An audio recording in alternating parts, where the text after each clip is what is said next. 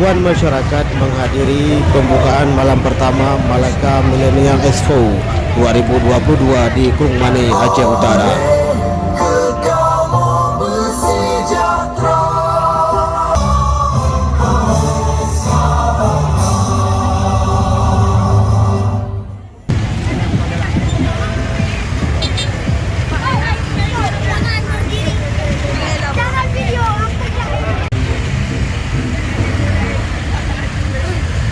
Inilah kondisi expo di Krungmani, terjadi kemacetan yang sangat panjang.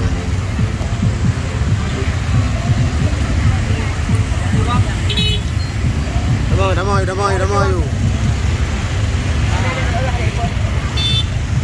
Ini lokasi dekat dengan tempatnya kedai Pak Guru, durian Pak Guru.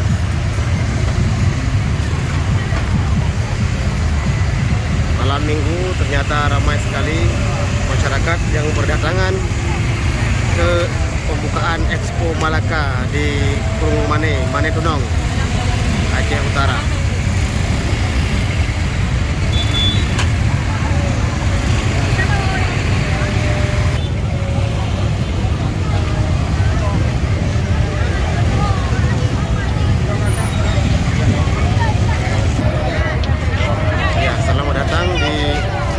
Millennial Expo 2022.